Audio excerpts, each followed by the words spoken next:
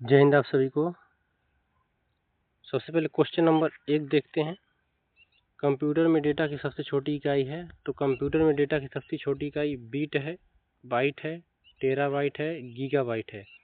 तो इसका right answer होगा फ्रेंड्स ऑप्शन नंबर ये बीट होता है।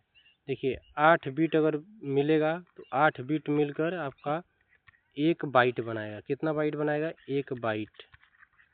1 बाइट और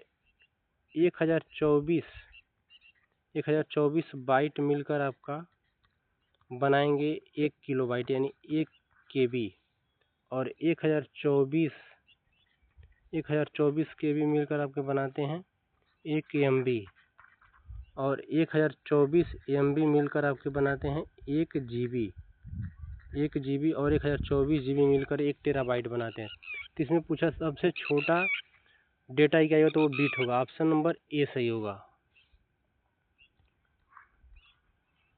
मोहनजोदड़ो की विशाल स्नानघर की आकृति कैसी थी? तो मोहनजोदड़ो के विशाल स्नानघर की आकृति फ्रेंड्स वो आयताकार थी।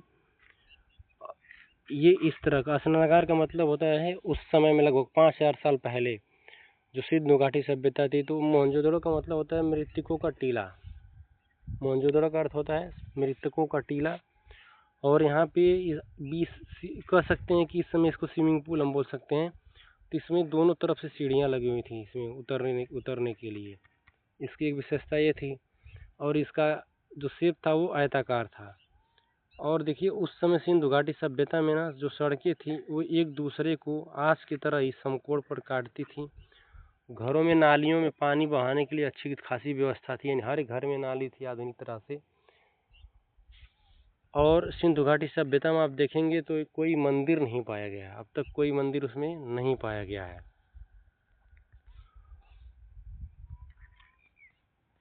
तो मोहनजोदड़ो में विशाल स्नानघर की आकृति कैसी थी? आयताकार थी। संगम कविताओं में वर्णित तमिल शब्द मूवेंदार का अर्थ होता है। तो मूवेंदार का अर्थ होता है मतलब 3 राजाओं, यानी कह सकते हैं कि 3 मुखिया। और ये 3 मुखिया कौन कौन थे? चेर थे, चोल थे और पांड्य थे। तो इसमें सबसे शक्तिशाली जो थे वो चोल थे, क्योंकि इनके पास 9वीं शताब्दी में ही नौसेना थी। सोचिए आज से लगभग 1700 साल पहले इनके पास नौसेना थी। और ये वहाँ से तमिलनाडु से उन्होंने जाके श्रीलंका के राजाओं को हराया था। फिर तमिलनाडु से आकर ये गंगा नदी को पार करके पश्चिम बंगाल या उड़ीसा में किसी शासक को हराए थे। तो इनको गंगई चोलपुरम भी कहा जाता था। और चोल वंश की जो स्थापना किया था वो विजय आले ने किया था। किसने किया था? विजय आले ने। विजय आले ने एक शहर भी बसाया था जिसका नाम था तंजावुर। ठीक है।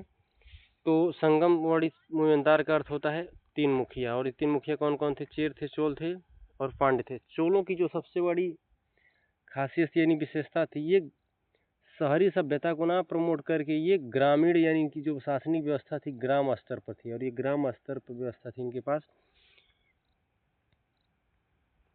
चोल राजवंश के तहत बस किसान की बस्तियों को किस रूप में जाना था? तो वो जाना था ऊर के रूप में। किसके रूप में? ऊर के रूप में। और हम आपसे बोले हैं ना कि चोल जो थे ग्रामीण क्षेत्रों को इन्होंने ज़्यादा जोड़ दिया था। तो इनके ये जो वहाँ पे थे किसान, इनके राज्य में किसान भी बहुत ज़्यादा खुशहाल थे। नाम बदलने से पहले, तो इसका right answer option number B होगा। नाम बदलने से पहले माउंट एवरेस्ट को किस रूप में जाना जाता था? तो नाम बदलने से पहले माउंट एवरेस्ट को चोटी 15 यानी एक्स भी ऑप्शन नंबर ए सही होगा। जो आपका माउंट एवरेस्ट है ये तिब्बत और नेपाल के बीच में स्थित है। माउंट एवरेस्ट की जो हाइट है 8848 मीटर है। माउंट एवरेस्ट को तिब्बत में चोमलुंगमा के नाम से जाना जाता है, यानी विश्व की देवी माँ होता है। चोमलुंगमा का अर्थ होता है विश्व की देवी माँ। और नेपाल में माउंट एवरेस्ट को सागरमाथा के नाम से जाना जाता है। नेपाल जो माउंट एवरेस्ट है आपका ये, इसकी जगह पर सबसे पहले टेथिस नामक सागर था। कौन सा सागर था? टेथिस नामक सागर था।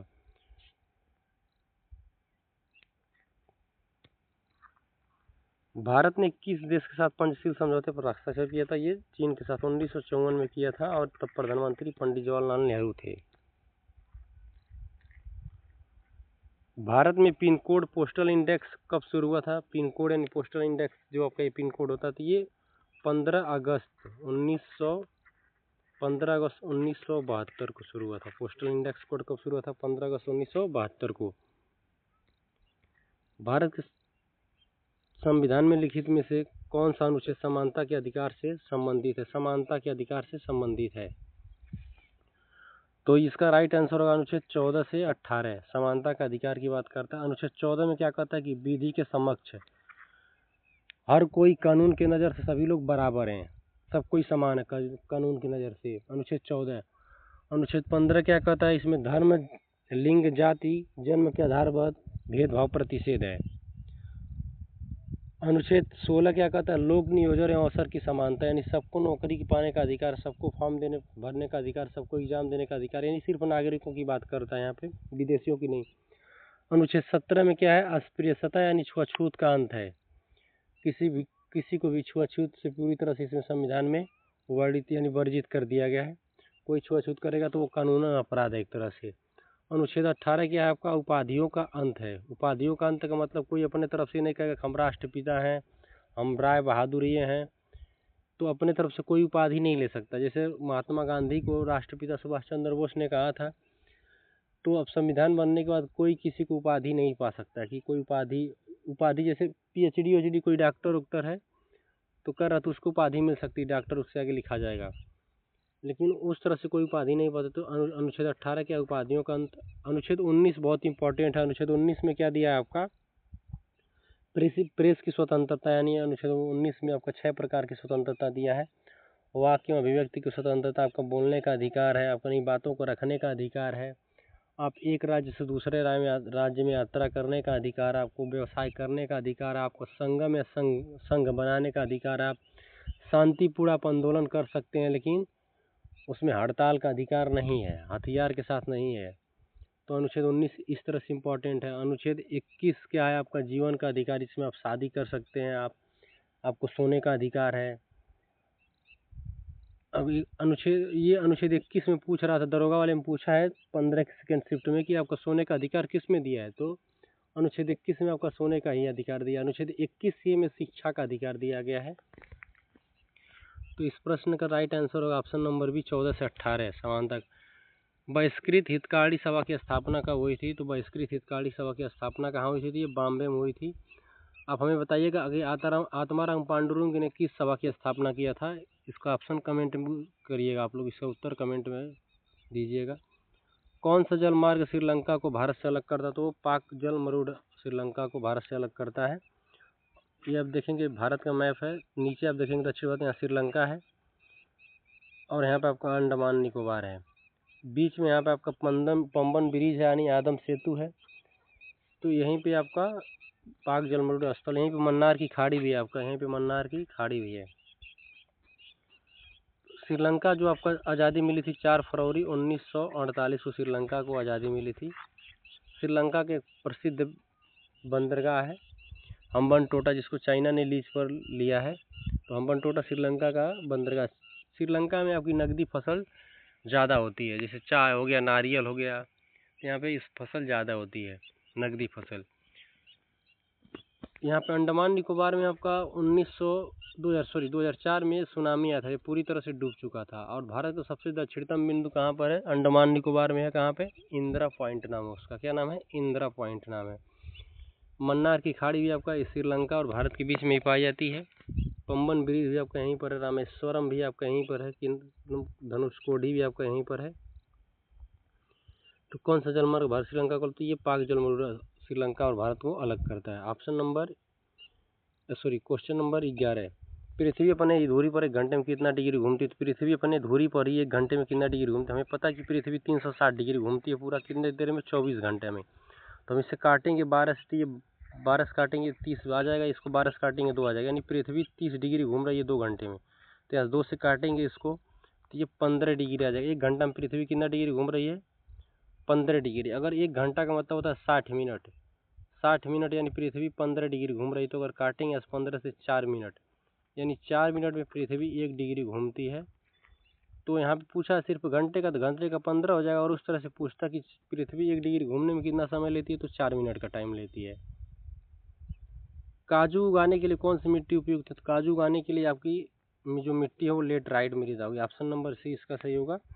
जलोढ़ मृदा आपका ये गंगा के बेसिन वाले एरिया में ज़्यादा पाए जाते हैं। गंगा के बेसिन जैसे उत्तर प्रदेश ये गंगा का बेसिन है पूरा ये, जिसमें हिमालय से जितनी निकलने वाली नदियाँ हैं टोटली सभी गंगा के बेसिन में आती हैं। ब्रह्मपुत्र उधर देखेंगे तो ब्रह्मपुत्र असम के मैदान में जलोढ़ मृदा पाई जाती है। जलोढ़ मृदा आपकी गेहूँ, जौ और चना और सरसों के लिए बहुत उपयुक्त मृदा होती है। जलोढ़ मृदा उपजाऊ होती है ये। और जलोढ़ मृदा दो प्रकार की होती है, एक खादर होती है और एक बांगर होती है। कौन सी मृदा होती है? खादर और बांगर होती है। खादर वो मृदा होती है जिस क्षेत्र में हर साल बाढ़ आता है, ऊपर की परत चेंज हो जाती है, उसमें फास्फोरस अच्छा खासा हो जाता है, पाया जाता है उर्वरक शक्ति। और बांगर मृदा जो होती है, जो बाढ़ वाली एरिया होती है लेकिन वो डूब नहीं पाता है, बांध उंध के कारण बच जाता है, तो वो बांगर मृदा कहलाता है। काली मृदा आपका ये दक्कन के पठार वाले एरिया में पाई जाती है, इसमें मध्य प्रदेश हो जाएगा, आपका महाराष्ट्र हो जाएगा, गुजरात हो जाएगा, तो ये सब काली मृदा वाले यहाँ पे पाया। और काली मृदा किसके प्रसिद्ध है? ये कपास इसमें उपज होती है, अच्छा खासा फसल होती है कपास की। और इसे रेगर नाम से जानते हैं। किस मिट्टी को रेगर मृदा कहते हैं? तो काली मिट्टी को रेगर नाम से जाना जाता है। लेटराइट मृदा, इस प्रश्न का सही उत्तर होगा लेटराइट मृदा, काजू के लिए। लेटराइट मृदा आपका तमिलनाडु, आंध्र प्रदेश, कर्नाटका, ये सभी एरिया में लेटराइट मृदा पाई, क्योंकि यहाँ पे बरसात बहुत अच्छी खासी होती है। पहाड़ी एरिया पर वहाँ पे बरसात बहुत अच्छा होता है, केरल ओरल में। तो जब ज़्यादा बरसात होता है, आपको पता है कि ऊपर का जो मिट्टी होगा, जो ऊपर का पोषक तत्व होगा बह के नीचे चला जाएगा, निच्छालन हो जाएगा। तो लेटराइट का मतलब होता है ईंट। तो इस मृदा को इसीलिए लेटराइट नाम पड़ गया है कि निच्छालन होने के कारण इसके पोषक तत्व नीचे चले जाते हैं। तो यहाँ पे नकदी फसल अच्छी होती है, जैसे कहवा हो गया, काफ़ी हो गया, चाय हो गया, आपका काजू होगा, तो यहाँ पे ये सब फसलें उगाई जाती हैं लेटराइट मृदा में। तो इसका राइट आंसर होगा option number C. Cricket stump की ऊंचाई कितनी होती है? क्रिकेट स्टंप की ऊंचाई 28 इंच होती है। बडाली ब्रदर्स निम्नलिखित किसके लिए प्रसिद्ध होती है? बडाली ब्रदर्स आपका पंजाब से संबंधित हैं। कहाँ से संबंधित हैं? पंजाब से। और ये सूफी संगीत के लिए जाने जाते हैं, बडाली ब्रदर्स सूफी संगीत के लिए। किस वाद्य यंत्र को मंगल वाद्य यंत्र के नाम से जाना जाता है? तो इसको शहनाई को जाना जाता है। और पंडित बिस्मिल्लाह खां जो हैं वो शहनाई वादक हैं। पंडित बिस्मिल्लाह खां क्या है? शहनाई वादक हैं। भारत के किस राज्य में स्वदेशी समुदाय द्वारा कल्पौधे का फसल उस समय, तो कल्पौधे जो होता है आपका ये धान यानी चावल की फसल के लिए मनाया जाता है। और ये कहाँ मनाया जाता है? कर्नाटक में। कहाँ पे मनाया जाता है? कर्नाटक में। गुजरात का माधवपुर मेला किसकी याद में मनाया जाता है? तो गुजरात का माधवपुर मेला आपका, ये माधवपुर मेला कहाँ मनाया जाता है? गुजरात में। और किसके लिए मनाया जाता है? तो भगवान श्री कृष्ण के लिए और रुक्मणी के लिए मनाया जाता है। किसके लिए? भगवान श्री कृष्ण और रुक्मणी के लिए। कौन सा? गुजरात का माधवपुर मेला। क्वेश्चन नंबर 18, भारत के किस राज्य केंद्र शासित प्रदेश में बेस्टिल दिवस मनाया जाता है? तो ये पांडिचेरी में आपका बेस्टिल दिवस मनाया जाता है। लोकप्रिय बाघ गुफा चित्र किस राज्य में पाए जाते हैं? तो लोकप्रिय बाघ गुफा चित्र आपके मध्य प्रदेश में पाए जाते हैं। भीमबेटका की गुफाएं भी आपके मध्य प्रदेश में पाई जाती हैं। एलोरा और अजंता की गुफाएं आपकी कहाँ पर हैं? ये आपके महाराष्ट्र में हैं। और सबसे अधिक टाइगर रिजर्व अगर कोई पूछेगा तो कहाँ है? मध्य प्रदेश में। और मध्य प्रदेश को टाइगर स्टेट भी कहते हैं, क्योंकि पूरे भारत का 20% अकेला यहाँ पर टाइगर रिजर्व है मध्य प्रदेश में। और पूरी दुनिया का अगर बात करेंगे तो 10% है। तो मध्य प्रदेश को किस नाम से जाना जाता है? टाइगर स्टेट के नाम से जाना जाता है, क्योंकि पूरे भारत का 20% अकेले यहाँ पर है। मध्य प्रदेश दलहन के लिए सबसे ज़्यादा, अगर भारत में कहीं दलहन उत्पादन होता है तो मध्य प्रदेश में होता है। मध्य प्रदेश में अगर सबसे बड़ी मध्य प्रदेश की जीवन रेखा नदी किसको कहते हैं? नर्मदा को कहते हैं। किसको कहते हैं? नर्मदा को। और नर्मदा कहाँ से निकलती है? अमरकंटक से निकलती है। ब्योपा किस राज्य की न्यासी जनजाति? तो ब्योपा आपकी अरुणाचल प्रदेश की न्यासी जनजाति है। इसका right answer option number B होगा। आशा करते हैं आप लोगों को वीडियो पसंद आया होगा, तो एक लाइक सब्सक्राइब कर दीजिएगा। जय हिंद।